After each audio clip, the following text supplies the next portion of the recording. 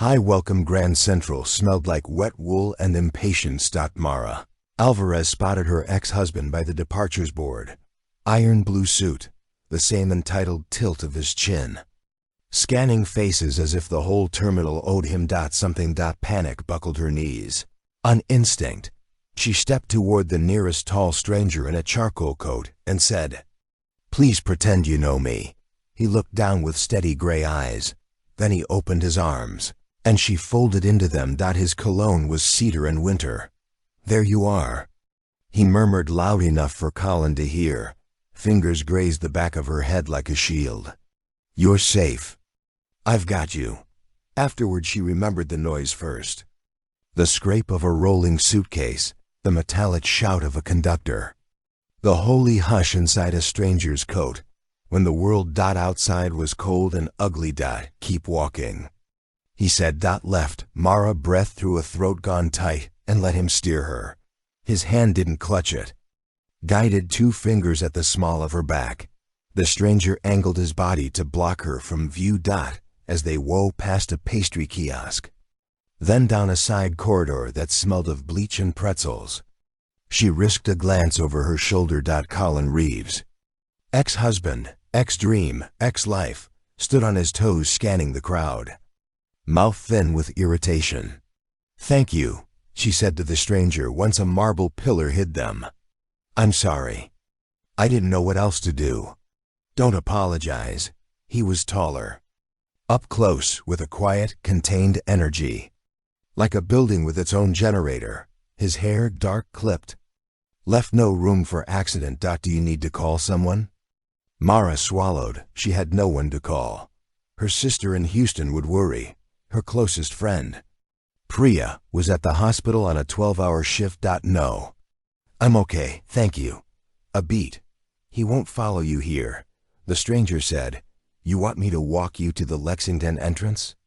Her cheeks stung as adrenaline drained. "I don't want to get you involved." Bit late for that. His mouth ticked almost a smile. "Come on." The reins turned to a mood. Outside Lexington Avenue was a black ribbon of cabs. The morning had shaken the color out of the city. Buildings sulked under a sky like wet paper. He motioned. And a matte black SUV glided to the curb with the obedience of a trained dog. A driver in a cap hopped out. Umbrella sprung. "I can't," Mara said automatically. "You can," the stranger said. As if correcting a simple miscalculation, "at least for a few blocks. Safer than the street." He said it so simply safer that she obeyed. Inside. Heat softened her damp clothes, and the city became a muted water call through the tinted glass. She realized then that she'd left a print on his coat. A crescent of makeup near the lapel. Mortified. She tugged a tissue from her tote. "I'll cover the dry cleaning," she blurted. "It's fine." He brushed the mark with her thumb and just briefly looked amused. "Where to?" "East 83rd. She hesitated between 2nd and York. His eyes flicked something assessing and impersonal. Turned curious. "You live near Carl CHZ. Walk there sometimes." "Me too." He said it like confession, and then didn't fill the silence with small talk. She liked that. She liked. Absurdly, that he didn't ask her name, her story. Her why. The SUV moved like a whisper. Her heart settled into a reasonable rhythm on 83rd. When the car eased to a stop, she reached for the door. "Thank you," she meandered. "Like a benediction, if he bothers you again," the stranger said. "Call me." He slid a card from an inner pocket. The weight of it, a small surprise in her palm. Heavy paper embossed. No title, just a name, Daniel Whitaker. And a number. Her gaze snagged on the name, a flicker of familiarity, like a song. Half remembered, but he'd already tapped the glass. The driver stepped out with the umbrella. "Be well, Mid," he began. "Mara," she said. Stepping onto the sidewalk that smelled of wet stone and coffee. "Mara Alvarez." Daniel nodded once. "Take care." "Miss Alvarez." The SUV softened back into traffic. She stood on the wet stoop with his card. pressed to her skin like a heat pack, and the strange certainty that the day had shifted on its axis somewhere below the surface. The city clicked into a new gear. Upstairs, her one bedroom was warming toward the smell of radiator dust. She shrugged off her coat, kicked off shoes, and only then set his card on her chipped thrift store table. The name kept pulling at her. She opened her laptop. The keys wore the fingerprints of bills paid late and chapters drafted at midnight. She was finishing a part-time degree in counseling at Hunter, answering phones at night for an Upper East Side therapist to keep rent paid. Furthermore, she typed the name, a cascade of results, Whitaker Ventures. Whitaker Group. Boardroom. Photos that made him look colder than he had in person. Headlines about a tech acquisition, a philanthropy gala, a profile with a sentence she read twice. Billionaire heir turned builder. A candid shot him at Carl Schurz Park. Jeans, an old ball cap, a dog. She flushed with the absurdity of it and then closed the laptop because her body had started to shake again. A tremor chased by delayed fear and a wash of shame. Panic made. You do strange math. You grabbed the nearest narrative that promised a door. A knocking yanked her back. 3 quick, courteous taps. She froze. The second set of taps, slightly louder, made her move. She peered through the peephole. Priya, her hair plastered to her cheeks, held a carton of soup and a familiar impatience. Open. I texted. You're apparently in a tunnel where messages die. Mara let her in, relief like warmth. Priya set the soup on the stove, then took in the room with quick triage. Eyes, damp coat, trembling hands. Card on the table. Bad morning, Priya said gently. Mara told her, halting at first, and then in a rush. That tasted like metal. The hug, the corridor, the card. The late revelation that the stranger she'd clung to like a lifeline had the net worth of a small republic. Pri whistled low. You hugged Daniel Whitaker and Grand Central to avoid your ex-New York baby. It wasn't a meet cute, Mara said flatly. No. Priya's brown eyes softened. But it might be a lifeline. Has Colin been around? He filed a motion to modify alimony. Mara said, anger. A clean note at last to get out of paying what the court ordered. He says I don't deserve it because I left a secure marriage. Priya made a sympathetic noise and ladled soup. You didn't leave a marriage. You left a roped-off museum where only his portrait hung. Mara smiled. Small. They ate outside. The rain freshened. When Priya left, the apartment felt less haunted. She washed the bowl, wiped the counter, and just once traced the embossed letters on the card. She didn't plan to call him. By nightfall, plans had become theoretical. A gray sedan idled across the street longer than made sense. A figure in a hood loitered under the scaffolding, texting with intent. When she took her trash down, a voice behind her said almost gently, "You're hard to reach." Colin, he had the look of a man who believed his time was always being stolen. "You can't avoid me," he said as if reading the law. "I left you messages." "You left threats," she said, steadying her breath. "And I'm done being an echo of your wants." He laughed soft. "I'm renegotiating alimony and your lawyer. If you still have one, we'll discover that I have a very good reason to revisit the terms." "What reason?" The whine of her radiator was a high, desperate sound. "Because you've been living with a man." His smile held courthouse teeth. "A very wealthy man." "What?" She blinked. "What are you?" "I have eyes," he said, "and sources a misread." She thought a lie. But the gray sedan across the street rolled down its window. Just a notch and a camera lens glinted. Her gut dropped. The hug, the SUV, the umbrella. Panic made new math. Old rules stopped applying. She climbed the stairs on rubber legs, shut her door carefully, and sat at the table. The card waited. "Innocent and heavy," she called. He answered on the second ring. "Whitaker Mara," she said, surprising herself with the steadiness in her voice. From this morning I wouldn't call. But I think I've complicated your life. Unlikely, he said, but not unkind. What happened? She told him, the gray sedan, the camera. Collins's insinuation on the other end of the line. A pause as precise as a cut. Stay inside, Daniel said, the warmth of command. Wrapping the words, I'll send someone. I don't need Dot, it's raining, he said. And she could almost hear the lift of one eyebrow. Let me be polite, 20 minutes later.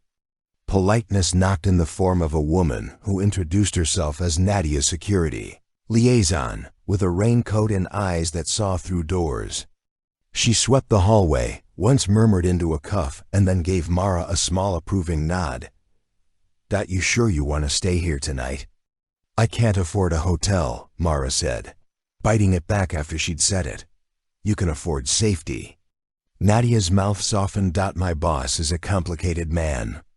But he doesn't do half measures. Mara packed a tote in baffled silence. Leggings. A sweater, her battered copy of the body, keeps the score on the curb. The black SUV. Again inevitable as a tide. The city slid by in a hush. When they pulled under the awning of a building, in tribe cow with doorman-like sentinels. She felt her shoulders tighten. Without permission. The elevator delivered them to a floor where there was no decision to be made about which door to knock on. Dot. There was only one. Inside, a foyer of cool stone and warm light. A window longer than her apartment. A quiet terming, she realized, was the sound of Dot wealth. HVAC systems that were perfectly calibrated. Art that absorbed sound better than drapes. Daniel waited near a low, broad sofa, as if he had been there all day. Which he had not. Miss Alvarez, he said. And a smile moved through his face like a small Thor. You look less terrified than this morning. Practice, she said. He gestured to the sofa. Water arrived, then tea, then food. She didn't know she wanted until it sat in front of her in small bowls. Sliced pears, salted almonds. A folded omelette, to eat that. He didn't talk until she was eating. She missed that until she realized and had relaxed her. I can help, he said when she set the fork down. But I should be transparent about my motives. Do you have motives? She said, disbelieving always, he said without pride. I'm a public man, and the public part of my life is untidy this week. He picked up a remote and flicked on a wall-mounted screen. A scrolling finance channel showed a Chiron Whitaker Group eyes bid for vest rate after regulatory stumble. Besides it, a grainy photo of Daniel at a gala with a woman in a metallic dress. The caption, all smirk, billionaire bachelor. Back on the market. I'm buying a company whose leadership fumbled compliance, he said. The optics aren't great. The price is right. But shareholders are skittish. The press is circling with their usual narratives. Greed, arrogance. A man who collects assets as if they were charms. Are they wrong? It came out sharper than she intended? He seemed amused, not offended. Some days today, I'm trying to rescue an engineering division from idiots in suits. And where do I come in? She asked. A knot forming. The photo at Grand Central will surface, he said, pragmatic. As a weather forecast. If it does, the narrative will tilt towards secret woman. I prefer a different story. Something honest enough to make us both comfortable and clean enough to calm sharks. He folded his hands. Will you pretend to be my girlfriend for 6 weeks? Mara's laugh was a small breaking thing. You're joking? No. He tilted his head. In exchange, comprehensive security for you. A legal team that will ensure Mr. Reeves learns to spell the word boundaries, and a donation to a non-profit of your choice. What about me? She asked, an old scar flaring. Not my. Causes me. He didn't flinch. We'll pay you for your time and inconvenience. It will be taxable. Legal and decently boring. You're offering to rent my life, borrow your presence, he corrected. As a shield and perhaps as a mirror of what the sort of man I say I am. His expression didn't change. But something in him did, someone who values people more than deals. I know how that sounds. It's still true. Mara rubbed the heel of her hand against the tight place under her collarbone. 6 weeks. A fake romance, the world's worst room, and an ironclad contract. She thought of the gray sedan, of Collins's voice, "You're hard to reach." Of the split-second decision to step into a stranger's arms, because they felt like a door. Why me? She asked. Finally, you could hire a model. I could, he said. But I'd like someone whose life doesn't orbit mine. And the power imbalance. She said. She'd promised herself. Name the thing. Drag it into light. It exists, he said. Simple as gravity. We can only manage it by not pretending otherwise. And if I say no, then I'll still pay for your security for a week, he said, softening the words. Because this, he gestured at the screen, exacerbates your problem. My presence did that. I'm responsible. She looked past him at the city. Windows stacked like lit books, people making dinners, taking showers, texting apologies. 6 weeks. The money could finish her degree. It could break her from the part-time triage of survival, but he was right. It would also pull her into his orbit. With tides she couldn't predict. I want a lawyer, she said. Good, he said. And a pleased surprise warmed a syllable. My counsel will recommend you hire your own. I can suggest names, or I'll ask mine, she said. She's stubborn. Excellent, he said. And his smile this time felt like a small approval. Not of her compliance, but of her spine. Later, after the lawyers and the draft contract with its neat, bulleted scope, public appearances, no physical expectations, exit clause. After, Nadia walked her through a security plan that made her feel like a dignitary and a target. After she texted Priya a photo of a clause about boundaries and consent, and received 5 heart emojis and 1 skull. Daniel walked her to the elevator. It's late, he said. It is. Well. Meet the press at the Carl Chz dog run tomorrow, he said dry. It will look casual. You can bring your book. I don't have a dog. She said. I have one, he said. Borrow his presence. You rent, she said, and then surprised herself by smiling. Borrow, he said, serious again. 6 weeks, if it's too much. The exit clause is real. Why does it feel like you've done this before, she asked. He considered it. Because I've had to manage people's imagination my entire adult life, he said. This is a boundary, not a game. When the elevator doors closed, she watched his expression through the narrowing slit. Composed, faintly tired, and just for a second. As the doors kissed shut. Lonely, in the guest room, the sheets smelled of something botanical and expensive. She lay awake, tracing the line between safety and compromise, until the rain softened into sleep. New York cleaned itself overnight. The sidewalk scrubbed to anonymity by the rain. Mara, dressed in jeans and a navy sweater, and braided her hair the way she did when she needed a nearly invisible armor. Downstairs, Nadia handed her a coffee and a tiny earpiece. Just for the walk-in, she said. Press loves to appear casual and surprise you with organization, like a second-grade talent show. Mara murmured. Nadia laughed, surprise, brightening her pragmatic face. You'll be fine. Outside, the morning had a shy blue to it. The park smelled like wet bark and cold iron. They met Daniel by the east gate. The river dull and Peter. Behind him. He wore a windbreaker, a baseball cap, and an ease that felt practiced and almost genuine. At his heel, a lanky, dignified but of uncertain heritage, sat as if he had applied for the role of dog and gotten it on the first audition. This is Gus. Daniel said. Technically Augustus Whitaker, but he responds to snacks and the sound of my shoes. Gus looked at Mara as if appraising her resume. She offered a hand. He sniffed, then leaned in, the canine equivalent of an endorsement. Good.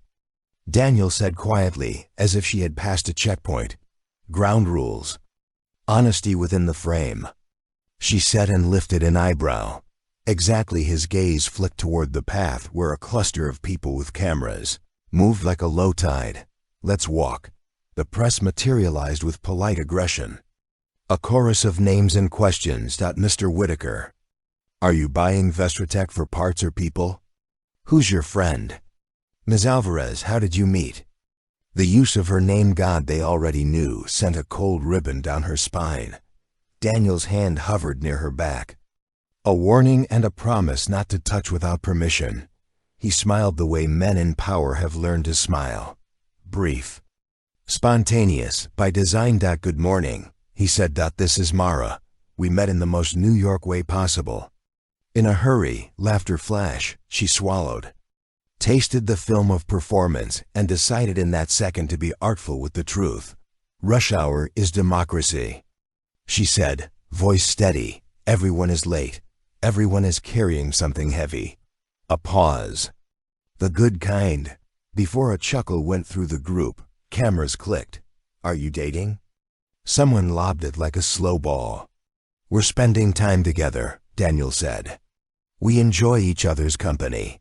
She heard the restraint in the language, the careful distance of enjoy, and supplied the necessary heat. He makes a decent omelette, she offered.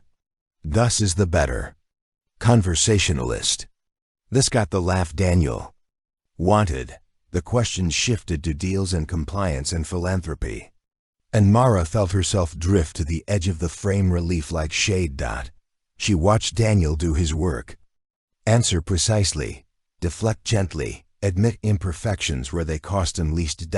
It was a choreography of power. And she hated that. She admired the craft. When they had done enough, smiling and nodding to satisfy the news cycle, they cut toward the quieter path by the river. Daniel relaxed by degrees, as if spooling a measured length of thread. You were good, he said. I told the truth, she said inside the frame. He nodded, acknowledging the echo. They walked in companionable silence for a minute. A toddler in a yellow raincoat toddled past, star-rucked by Gus, whose gravitas dissolved under sticky fingers. I have an appointment, Daniel said finally. Nadia will bring you by the office. At noon. There's a charity meeting I'd like you to sit in on. We make a grant decision today, and I'd like eyes that don't calculate upside. By reflex. You want me to be a conscience, she said, skeptical and not entirely unflattered. I want you to be a person, he said. There are usually too many roles in those rooms and not enough people. At Whitaker Group's Midtown headquarters, glass and light, married, inexpensive, tidy ways. The conference room held a dozen people who looked well rested in the manner of those who could schedule rest. A woman with sharp cheekbones and a Prada notebook, Leigh Marino, head of communications, smiled at Mara with the warmth of a ring light. Welcome, she said, as if welcoming a new product line. Miss Alvarez is a guest, Daniel said, tone making it clear she was not a prop. Leigh's smile stayed fixed, professional and unreadable. The agenda was a grin of bullet points. 3 nonprofits vied for a sizable grant: a coding boot camp for undocumented youth, a domestic violence legal aid network, and an arts education collective in the Bronx. The CFO, an elegant man named Arthur Lynn, spoke in a smooth monotone about measurable outcomes. Leigh talked about stories. Daniel listened. Mara did too. When the discussion turned to brand alignment, something in her bristled and she felt Nadia's gaze flicker to her, as if sensing heat. Miss Alvarez, Daniel said, catching the current. You have a thought? She did. She didn't want to voice it in a room designed to reward sleekness, but she had promised herself after the divorce to choose bravery over tidiness, at least once a day. You can measure exits and placement rates, she said, nodding toward Arthur. You can measure impressions and engagement, she added to Leigh. But there's something else. Which of these does the most to make a person feel like a person again? Silence, the kind that pulls chairs a half-inch closer to the table. I volunteered with the legal aid. Network after I left my marriage, she said, qualifying. Truth with a soft cover. They didn't treat me like a case. They treated me like a person with a future. I might be biased. Lay's gaze sharpened. Arthur checked a document with a fire. Pens clicked that sounded like punctuation. Daniel took a breath. Well, split the grant, he said, a decision landing 50% to the legal network, 25 each to the other two, with a commitment to revisit in 6 months. Arthur frowned. Elegant and small. We lose leverage with a split. Daniel looked at Mara. We gain people, he said, and then turned to Arthur. Find leverage somewhere else. After the meeting, Lay intercepted Mara with a vowel-stretching warmth. You were compelling. Human. We'll schedule a profile for next week. Something about your work, your studies, how you met, what you value. The internet is a machine that chews and chews. We must feed it, or it bites. Mara smiled carefully. I'll check my schedule with Nadia. Lay's lashes did a polite flutter. Of course, on the elevator down. Mara exhaled and leaned back. Do your people like you? She asked. Daniel, they respect me, he said without irony. Liking is not a KPI. What about being liked by me? She asked. Challenging. Before she could stop herself, he turned to her. Expression unreadable and interesting. Not a KPI, he said, but important. She hated. Again. That honesty felt good. That evening Priya came over with Thai food and a squeal so high it clipped the edges of sound. You made a speech in a Billionaire's conference room, she said around a mouthful of pad see and didn't die. I may, yet Mara said. Lay has plans to feed me to the internet machine. They debriefed in couch comfort. Noodles and sarcasm, soothing as a balm. Priya's pager vibrated. She groaned, stood, kissed the top of Mara's head. I am proud of you, she said, for making boundaries and then filling them with your actual self. After Priya left, Mara sat on the window ledge and watched lights blink on across the city. 6 weeks. She reminded herself. A contract, a frame. But the day had shifted something in the geometry between them. He had invited her into a room and let her opinion cost him something. She felt the slow, dangerous warmth of gratitude. She turned the thought. So it caught the light. That's where the slide begins. She warned herself. Gratitude, then obligation, then confusion about which belongs to whom. Down the hall, she heard Daniel's voice low on the phone. We'll make the bid tomorrow, he said. Weary, under control, and if Reeves is advising Vestry's board, we'll do it with more patience than he deserves. Mara went still. Reeves. She slid down the wall until she sat on the cool floor. The word like a bell ringing. The past awake in her mouth. The taste of pennies. The next morning, Mara drank coffee that tasted like competence and confronted Daniel in the kitchen, which, unlike him, was entirely knowable. Knives arranged by size, a bowl of lemons. Trying hard to look casual. Leaves, she said. Daniel grunted in a way that could mean many things. Yes, my ex-husband, she said, as if he did not already know. I know, he said without flourish. My people ran a standard due diligence on anyone connected to you with press risk. Reeves advises. Vestrate's board through his fund. A small heat pulsed behind her eyes. You didn't think to mention that the man I hid from in a train station is working on the other side of your biggest deal. I didn't.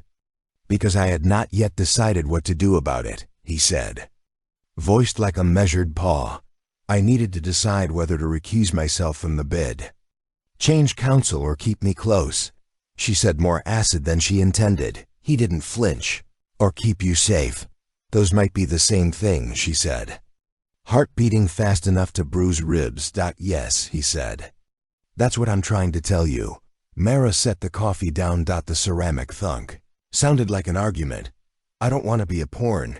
You moved to corner him. He studied her. A long, quiet assessment that didn't feel like a search for advantage so much as a search for language. I won't use you, He said finally, not for this, not for anything, if you think I am. We end the contract today. She held his gaze until her own steadied. Okay. She said because she believed him, and because believing him frightened her more than she wanted to admit. The day became a lattes of tasks. Fittings for 2. Charity dinners. Wear something that feels like you. Not like a mannequin. Lay coached ironic in a room full of gowns built for mannequins. Short interview with a business podcast. We met in the rain. She said, telling the narrow truth. A check-in with her academic advisor. About extending a deadline by a week. Personal circumstances. She said, and the woman's face softened as if a private grief had made her fluent in that dialect. In the afternoon, Nadia shepherded her to a therapy appointment. She was frankly astonished to find on her calendar, I didn't schedule this. She said I did. Nadia said, with your permission, in the contract. High-profile situations create stress. Therapy is part of your security detail. Mara laughed short and bright. I, like you, her therapist, a woman named Dr. Avellaneda Scott. With a calm voice and an office that understood the uses of texture. Invited her to sit and then said very little. For the first 10 minutes, Mara filled the silence with the story. The hug, the offer, the contract, the deal. The X. And what do you want? Dr. Scott asked when the word count slowed. To be the person I am when I'm not scared, Mara said. Surprising herself and not to confuse gratitude with love. Dr. Scott smiled, small and approving. That's a clean sentence. Everything else is messy. Mara said good. Dr. Scott said, mess means you're not simplifying yourself to survive. Outside the building, a man with a camera took 3 quick shots and then pretended to steady a tree. Mara's skin crawled. Nadia stepped in his line of sight. Calm as gravity. Back off, she said. The man did. That evening they attended a fundraiser for the Legal Aid Network. Ballroom glittered in a way that felt like a discordant chord against the stories in the air. Women who had packed bags in the middle of the night. Men who had left quietly because shame can be a barbed wire in the gut. Daniel spoke briefly. Concise, donor, friendly. Mara felt a strange tug at his restraint. She wanted him to be more. To risk saying something with a cost. The thought startled her. You barely know him. You want him to bleed his edges in public after his speech. A woman with a journalist's posture approached Jordan Pike. She said, feature writer. I'm doing a piece on corporate philanthropy. Daniel's smile had edges softened for public consumption. Of course, Jordan's eyes slid to Mara. And you are the surprise narrative, she said, not unkind. The woman who met the billionaire at rush hour. Or Mara said lightly. The woman the billionaire met at rush hour. Jordan's smile acknowledged the edit. Would you talk to me sometime? Off the record, to start. About what? Mara asked. Worry about what it costs to be adjacent to power, Jordan said, and what it buys. Mara filed the question like a shard of glass in a pocket. Useful for cutting ropes, dangerous for fingers. At the coat check. Colin appeared as if conjured by the word cost. He didn't look at her so much as past her, as if studying the idea of her. Mara, he said, smooth as a new blade. You look welled. Daniel stepped close enough to rearrange the air. Mr. Reeves, he said. Ah, Collins. Smile relocated to his eyes and died there. Your boyfriend. Daniel corrected. His tone was polite, tuned to a frequency of warning only certain men heard. You work for Vestry, Mara said to Colin, taking a step so Daniel no longer stood between them. Is that why you've been sniffing around my life? Because the proximity makes you feel larger. Colin's mouth twitched. I'm concerned for you. This performance will end. And he will drop you. And what will you have then, myself? She said, and felt her spine align to its old coordinates. Which is more than I had with you. A faint flush climbed Colin's neck. Rage always colored him like wine staining napkins. Enjoy your puppetry, he said, and turned on a heel that wanted applause. In the car, Daniel was quiet. The kind of quiet that doesn't fear silence. Mara finally exhaled. Thank you for not speaking for me. She said I've been spoken for, he said. Looking out at the city, it makes you smaller in your own head. Who did it to you? She asked, before she could stuff the question back down. Everyone. He said with a little shrug. The trust lawyers at 22. The board at 28. The press. Since forever. I built rooms where I could speak and mean it. He looked at her. That's what I'm doing now. Buying a company, she said, and building a room, he said, where engineers get to mean what they build. That night's sleep finally came without teeth. But at 2 a.m., her phone shivered. A message from an unknown number. You'll never win. He'll leave you. And I'll still be here. Attached a photo of Mara and Daniel at the dog park, his hand hovering near her back, her face. Mid-laugh. The shot so close it felt like an intrusion into a private muscles movement. She texted it to Nadia. Got it. Nadia wrote back. We're tracking the number. Do not reply. Mara didn't. But she lay awake and watched the city until it grew new edges and the sky thinned. The Vestratech bid leaked, like all things meant to be. Secret markets did a jittering dance. Lay's team ran interference like a rugby line. Daniel disappeared into rooms, where daylight was a guest, not a resident. Mara rehearsed a life that was not quite hers. Fittings, fundraisers, the choreography of arriving and leaving, at times that looked unplanned. In the eddies, between obligation. Their private world developed its own weather. She learned he drank his coffee black and hot, like a decision, that he preferred old jazz while reading term sheets, that he loved Gus with a tenderness that made something in her chest unclench. He learned she sang along to bad 90s pop while doing dishes, that she slept with socks on, even in June, that she could find a bench in any park that felt like a confession booth. They were careful. The contract's boundaries were real and observed. But intimacy creeps in through small cracks, shared quiet, mutual competence, the way a person sets a glass down. One afternoon, a storm pinned them inside. Thunder leaned on the city. Rain wrote angry cursive on the windows. Mara worked at the kitchen table on a paper about trauma-informed practice. Daniel stalked a conference call around the living room, throwing sentences at a speakerphone that replied in measured platitudes. When he hung up, he looked as if the weather had moved inside his head. Bad, she asked. Any, he said. Reeves is telling Vestry's board I plan to carve up their engineering team and sell it for parts. He's playing the savior. His mouth soured. He's good at narrating his interest as moral imperatives. Mara stapled her paper, aligning the edges as if that could impose order on a day. He was always good at shaping story, she said. Our wedding vows were bullet points disguised as poetry. Daniel glanced over. Why did you marry him? Because he loved the idea of me, she said, honest, through the storm. And I thought that would someday become the real me. It didn't. She smoothed the stapled corner. Why aren't you married? I fell in love with building, he said, and it loved me back enough to ruin compatibility with mortals. Sounds lonely, she said, soft sometimes. He admitted a crack of lightning lifted the room like a flashbulb. Gus snarled at the window as if he could fight weather. Daniel rubbed his head. We're attending a dinner tomorrow with Vestry's independent directors. He said it'll be at Alana on Perry Street, small, civilized and laden with unspoken knives. I need you there as a shield. She said, as myself, he said, meeting her eyes.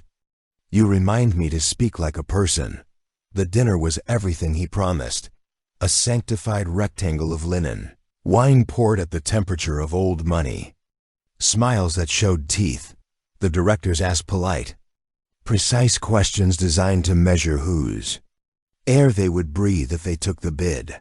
Daniel answered with a calm that could be mistaken for indifference. If you didn't notice his hands, a stillness so deliberate it was of tell. Halfway through the halibut, one director asked, "How do we know you'll honor the engineer's work?" Daniel opened his mouth. Mara felt the answer he intended. Balanced, data-backed. Assembled in the air, she placed her hand on his forearm. A small pressure like a paperweight on a foolish memo. He closed his mouth. He looked at her. She held the look.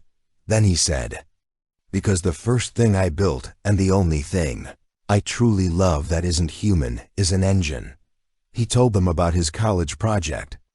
A thing of moving parts and furious hope that worked once on a table at 2 a.m. and made him cry. In an empty lab, he told them how he'd felt when executives destroyed something he worked on for profit that year, and how he vowed to never, if he could help it, let a page of accounting ruin a page of code. Again, the table changed temperature. The directors, who had swallowed narratives about evil billionaires and idiot engineers, their whole careers, recalibrated a centimeter toward trust. After dessert, they walked under string lights and the kind of stars that managed to survive New York. "You did that," Daniel said, without looking at her.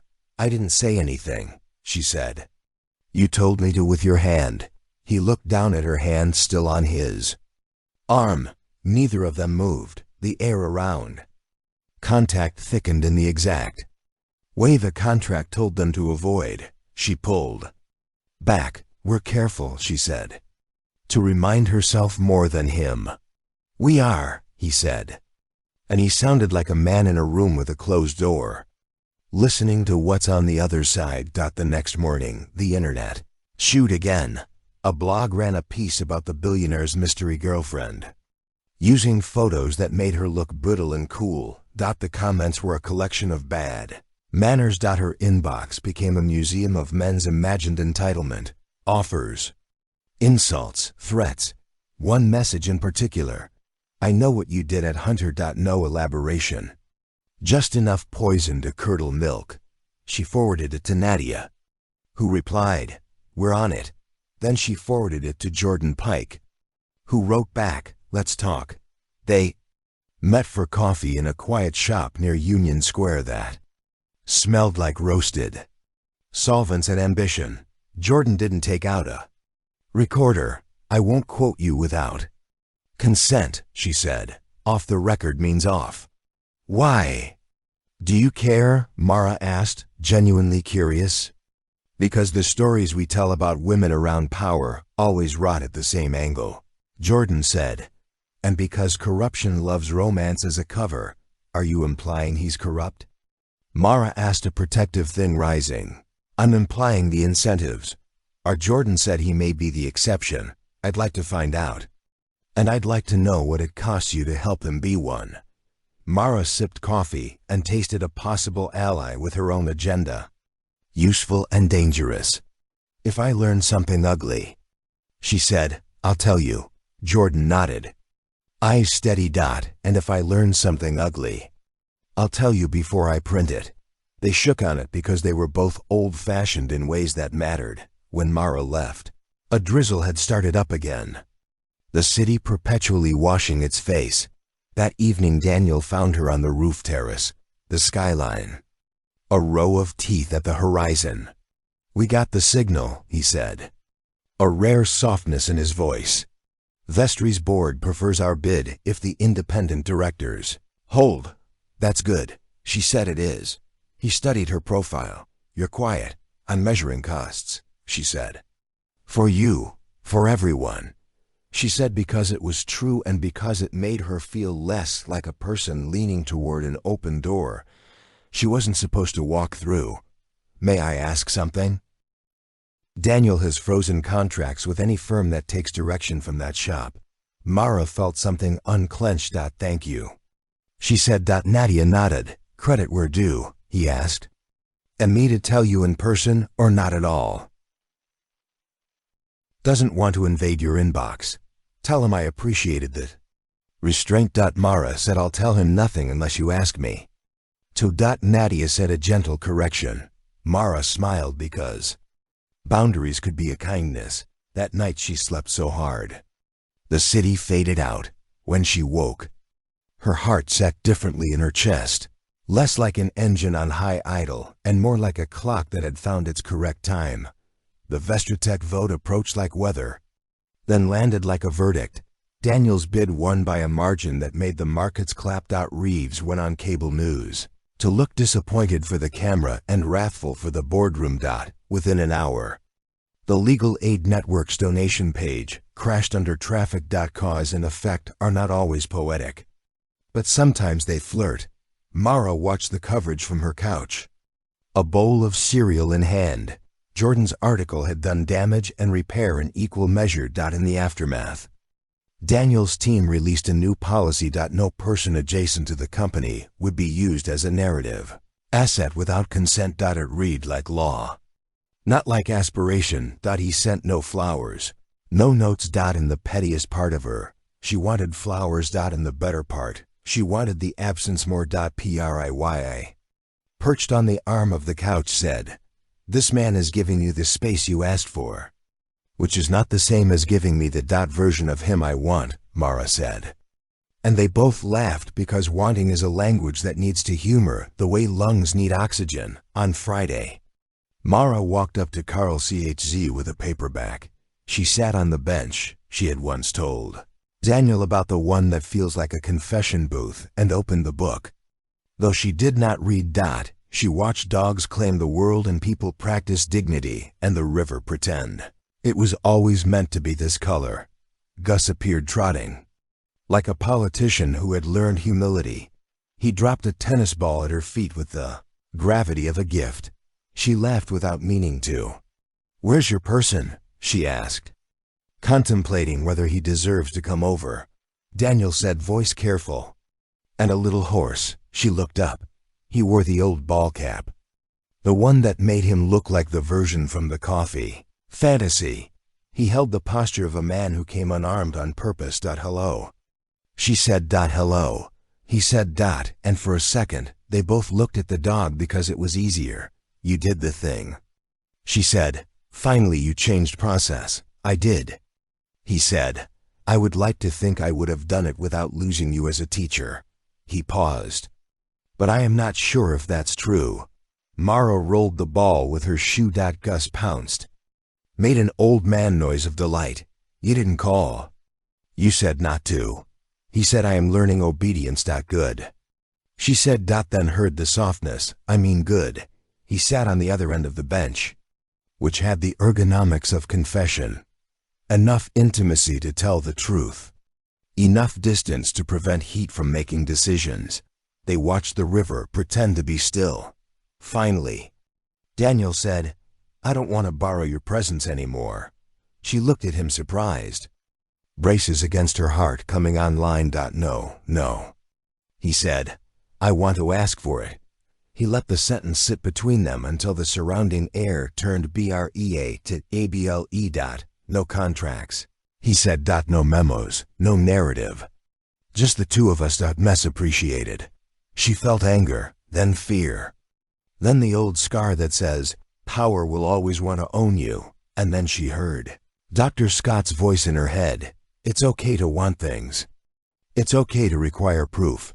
She turned to Daniel and said, "If I say yes, we move slowly. We tell no one with a camera. We do not feed the machine. And when you make a decision that scares me, you tell me before the market does." "I can do that," he said. "What about you?"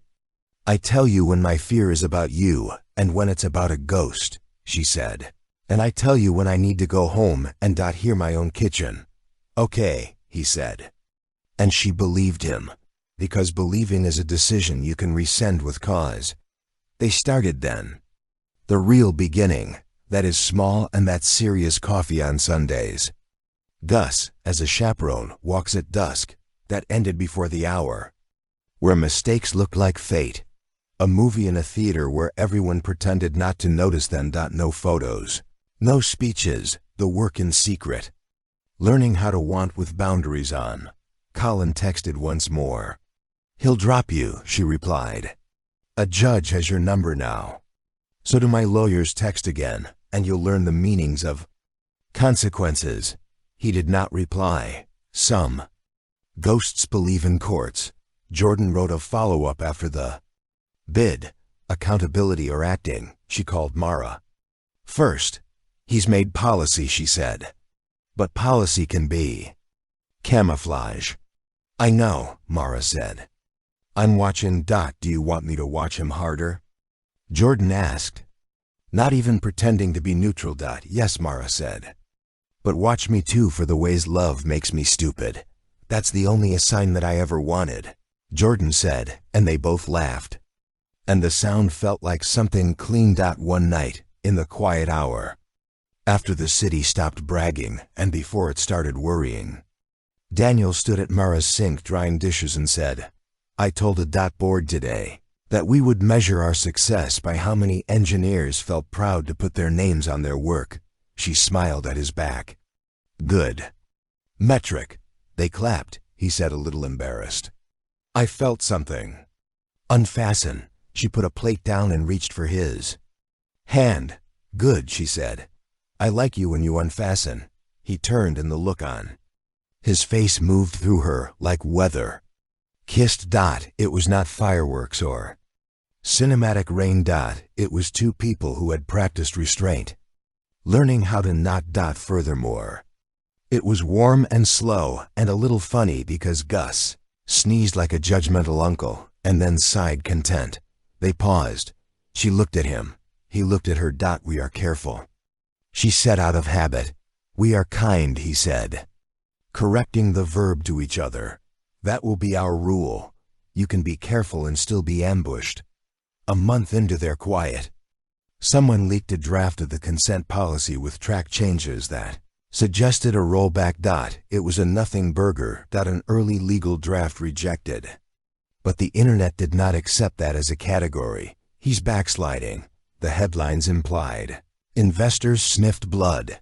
Vestry's engineers, whom Daniel had wooed with talk of names on code, sent him a letter that ended with a sentence that always breaks men in power. We believed you. Mara read the letter. Heart-catching. She knew enough now to understand that drafts leak as weapons. But optics could harden into truth if you didn't hammer. She went to the office where the climate controls knew the difference between human heat and server heat, and found Daniel in a glass room that looked like a chapel. I'm putting out the fire, he said even before she sat. I know, she said. Let me help. He looked at her, and the look was not a man making the calculation. It was a person receiving a gift that cost the giver something. How talk to them? Not through a memo, in the open, with god-awful fluorescent light. On a Friday, with stale coffee, she said. As if they're people and not a PR problem. He nodded once, then again. Stay, he asked, quiet, not on camera. She said, in the back with the engineers. He did it. He stood on a crate in a room that smelled like burned dust and old pizza, and said that draft was trash. The room laughed. A mean kind of love. We're not rolling back consent, he said. We're hardening it into governance. If I fail, you'll have a process to remove me from any decision that touches it. An engineer near Mara muttered. He's good. Another said he's trying. A third said, I'll believe it when my code gets shipped with my name and not the company's. Mara filed them as archetypes. The skeptic, the pragmatist, the wound. Daniel took questions for an hour. He did not deflect. He did not pretend to be surprised by their anger. He made a joke about stale coffee and then promised better coffee. And then corrected himself and promised better governance, which is, in tech, as rare as good coffee. After Mara lingered, a woman with a sleeve of tattoos said, You're the girlfriend. I'm a person. Mara said, smiling. The woman grinned, not at all offended. He looks at you like a lifeline. She said, casual. Don't let him use you as one. I won't, Mara said, filing the sentence as a vow, on the way out. Daniel said, You saved me today. She shook her head. You saved yourself by not lying. That's the same thing, he said. Lying would have been easier. Easier is how we lose the person we wanted to be, she said. He looked at her like that again. The look that felt like a shared country. I keep wanting to tell you I love you in rooms with other people in them. He blurted, then laughed at himself. Which seems like a disadvantage. It's a disadvantage if the person doesn't say it back. She said, and the air went thick with hope. She didn't say it back? Not then. She tucked the moment into the same drawer as the baseball cap fantasy later. On a bench later, when she wasn't blinking. Sweat out of her eyes from a room full of fluorescent honesty that later came. Sooner than planned. Colin sued claiming defamation based on Jordan's first article. As if truth had bruised him and he wanted damages. Suit was frivolous but sticky. Like sap. It threatened to pull Mara into depositions, where lawyers could turn her life into a public archive. Daniel sent his legal cavalry. It felt like a war. You win by being tired longer than the other side. On the morning of the first hearing, Mara stood on the courthouse steps, granite hard under shoes that were not built for battle. Jordan appeared. Recorder in pocket but off. You are okay? She asked. No, Mara said, but I'm ready. Daniel arrived with a face that had learned a new kind of calm. He did not take her hand. He stood close enough to borrow her courage by osmosis, and not so close that the cameras, leaning like vultures, could knit a narrative from their angles inside. The judge had no patience for theater. Colin's lawyer performed anyway, underlining phrases like media manipulation and character assassination. Mara's lawyer, stubborn and magnificent, quoted the memo, the policy changes, the security reports, the text message from the burner phone. The judge dismissed the suit with a weariness that suggested he had a daughter who had been gaslit and a mother who had made him practice listening. Outside. Microphones. Jordan single quotes S eyes, bright with a kind of human victory, asked a question she didn't need to say aloud. What now? Mara looked into the lenses and decided to spend a little of herself on something that mattered. Some of us have exes who are not adversaries but habits, she said. Voice steady. We break them by believing ourselves. The law helps, friends help, money helps. But mostly we have to choose not to be smaller on purpose. A murmur moved through the crowd. The kind that means a sentence found a home. Daniel looked at her like a man who had found water. She did not look back. Because you cannot drink and talk at the same time. That night, on the park bench, she said it. I love you, she told him simply, as if telling him the weather. But I will leave if you become a room that asks me to be someone else. He closed his eyes, like a person receiving a sacrament, and then opened them with a softness that hurt. I love you, he said. And I will build rooms where both of us fit. Gus sneezed again at the exact right time. The city went on being itself. Redemption sounds like a church word. In practice, it was an inbox full of PDFs. New processes signed. It was engineers' names under shipmates. It was a check to the legal aid network, public and boring and big. Furthermore, it was a former PR chief, quietly barred from any future contract. Furthermore, it was a man with too much money bringing coffee over at 7 a.m. because he knew she had a midterm and couldn't afford to lose 20 minutes to a line. Furthermore, it was also messy. They fought once about a dinner where he gave a bland answer about antitrust because being interesting might cost him leverage. She told him the blandness tasted like cowardice. He told her leverage fed people. She told him the machine was a hungry god. He didn't have to worship anymore. He didn't talk to her for 2 hours. Then he showed up at her door with a printout of a schedule with real changes and said, you were right about the god. They fought about her fear. She woke certain one morning that he would leave. Because men with choices leave when they sense a dependence they can't control, he said. I don't need to control your dependence. I need you to tell me when it's happening. so we can feed your independence together. She said that's the most corporate sentence you've ever made sound like love. He laughed then cried, in a way that made her love him more. They visited Houston. Her sister B made enchiladas and did not stop scrutinizing Daniel until Gus yes. He traveled well, sat on his foot and claimed him as territory.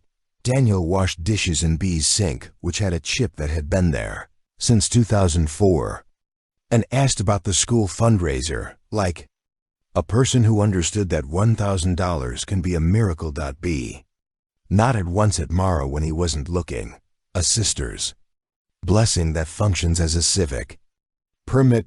They handled press like weather, acknowledged, prepared for, never stripped. When Jordan asked for a third interview, this time on the record, they gave it together. The piece landed with the grace of something earned. The billionaire and the woman who said no policy power and the price of slow love. The comments were still messy, because humans are, but the ratio of thoughtful to cruel was higher than Mara had expected from the internet. Colin receded, as men do when the stage light slides. He took a job that paid less but did not require him to keep losing to a better narrative. Restraining orders stayed pinned behind glass in a clerk's office and in Mara's mind as a reminder that paper can protect. On the anniversary of the Grand Central, hug dates are an honest magic. They went back. The terminal smelled like warm metal and coffee. People hurried with faces that looked like math. Daniel took her to the same corridor with the bleach pretzel perfume and said, "Thank you for not pretending I saved you." "You didn't," she said, smiling. "You gave me a ride." "I saved me," he nodded. "And then you saved me from pretending that rides count as rescues." They stood under the noise a while. He reached for her hand, the way you do when you stop thinking about reaching. No cameras, no plan, just two people who had learned to be people near each other without turning into roles. "Do you ever think about the baseball cap version?" he asked. "I live there when I need air," she said. Gus drops a ball. "You apologize for his pushiness. I correct your apology. We talk about jazz. We remember to buy coffee." "We did buy coffee," he said, lifting the bag. A joke that didn't need to be better to work. She laughed. They kissed briefly, like breathing. A tourist nearly bumped into them and said, "Sorry," like a benediction. Gus barked once, a punctuation mark that always gets the grammar right. They walked out into a city that had stopped being a machine, returned to being a habitat. Mara finished her degree and started counseling women who needed to hear themselves more than they needed advice. Daniel handed over the CEO job to a person who loved governance the way he loved engines, and moved to chair a title that meant he could nudge. Without nudging people into categories. He paid himself less and slept better.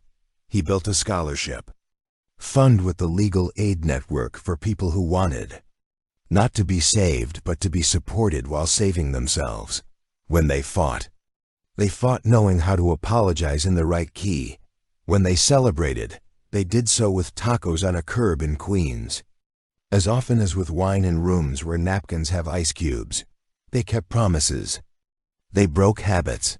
They told the truth, even when it threatened leverage. Furthermore, they made something like a life, on a morning that had the courtesy to be bright.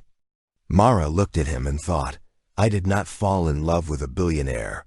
I fell in love with a man who built rooms and then learned how to let light in."